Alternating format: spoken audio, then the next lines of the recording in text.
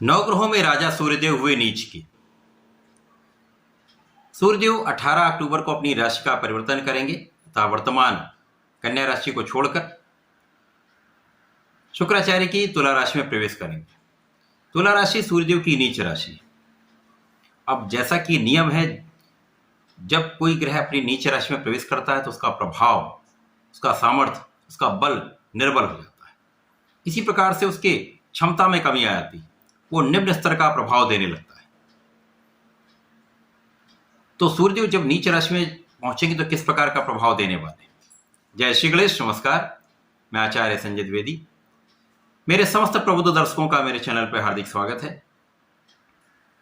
आज मैं सूर्यदेव के राशि परिवर्तन प्रभाव को लेकर आपके सम्मुख उपस्थित हूं। सूर्यदेव का तुला राशि में प्रवेश निश्चित रूप से समस्त राशियों को प्रभावित करेगा, क्योंकि ये उनकी नीच राशि। परंतु बहुत कुछ वर्तमान ग्रही स्थितियों पर निर्भर है।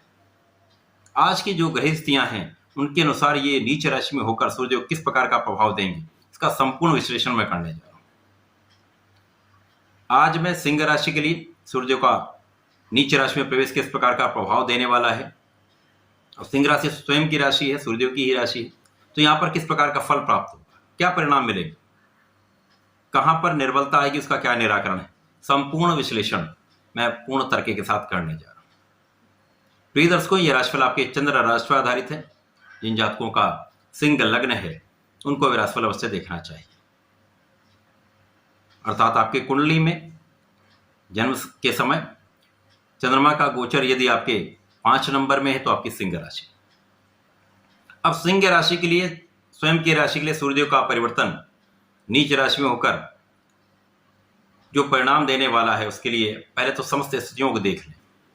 सूर्यदेव लग्न के स्वामी होकर तृतीय भाव में होंगे,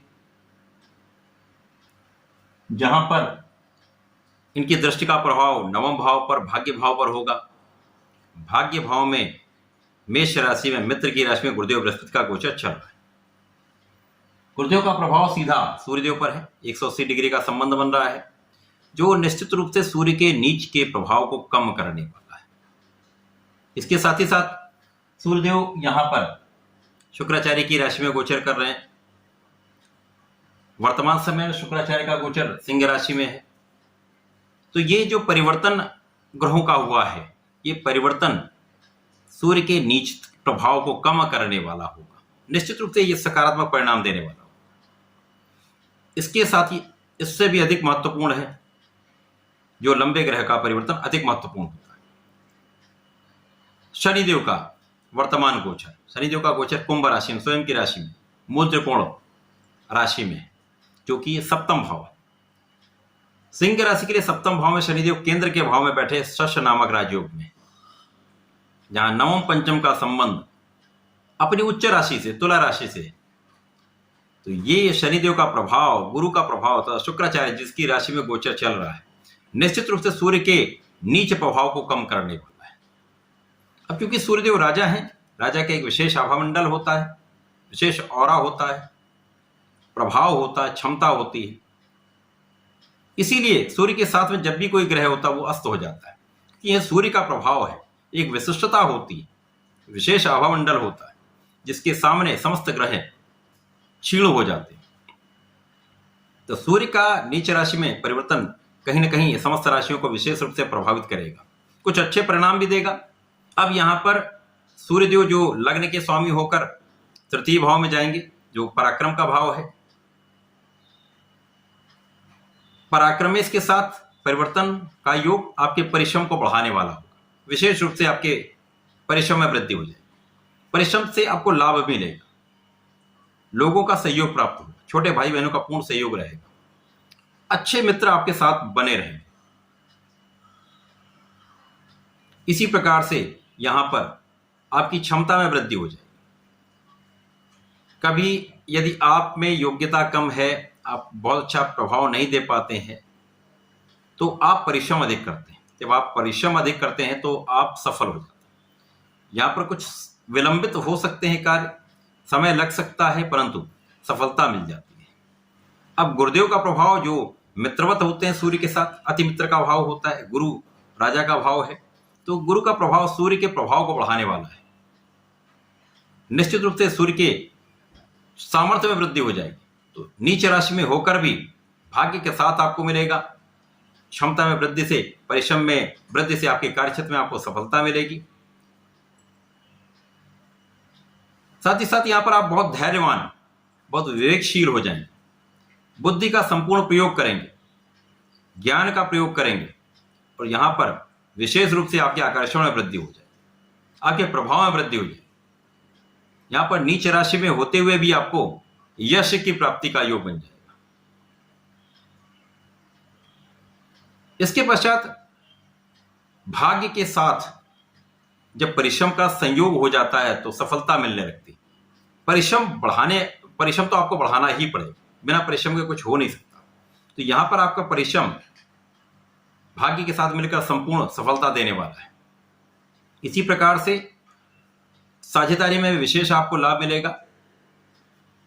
जीवन साथी का पूर्ण सहयोग आपको प्राप्त होगा, जीवन साथी से भी आपको लाभ की प्राप्ति होगी तथा यहां पर निश्चित रूप से आपकी लग्न प्रभावी हो जाएगी। लग्न में एक विशेष गुण आ जाएगा। जब कहीं ना कहीं कष्ट का समय होता है तो आप में धैर्य जब बढ़ जाता है, विवेक आ जाता है, तो आप बहुत सोच विचार कर निर्णय लेते हैं। फूंक फूंक कर व्यक्ति अपने कदम रखता है। तो यहां पर आपके साथ ऐसी स्थिति में आप, क्योंकि सिंह राशि के जातक विशेष रूप से इनमें शासन का गुण होता है, लीड करने का गुण होता है, नेतृत्व क्षमता होती है। तो यहां पर यदि कहीं नकारात्मक समय आता है तो उस समय में आपको विशेष आपकी क्षमता बढ़ जाएगी, जिसमें आप बहुत सोच विचार कर कार्य करेंगे। अपने संपूर्ण बल का प्रयोग करके, संपूर्ण सामर्थ्य का प्रयोग करके आप आगे बढ़ेंगे। तो यहां पर सफलता तो निश्चित है। इसी के साथ साथ कार्य करने का आपका ढंग जो है वो परिवर्तित हो जाएगा। पूर्ण रूप से आप संपूर्ण रूपरेखा बनाकर कार्य करें। 3 नवंबर को जैसे ही शुक्राचार्य का परिवर्तन धर्म भाव में हो जाएगा, परिवर्तन राजयोग समाप्त हो जाएगा। परंतु यहां विशेष योग बन रहा है, यहां बुध, सूर्य तथा शुक्राचार्य का आपसी संयोग धन के भाव को बढ़ाने वाला है। अब जैसे जैसे आपने परिश्रम किया है, उस परिश्रम का पूर्ण लाभ आपको मिलने लगेगा। धन की प्रबलता आपको प्राप्त होगी। जब तक यहां परिवार का पूर्ण सहयोग नहीं मिलेगा, पारिवारिक संपत्ति का लाभ आपको मिलेगा, परंतु यहां आपको सोच विचार कर, सामंजस्य बनाकर आगे चलना होगा।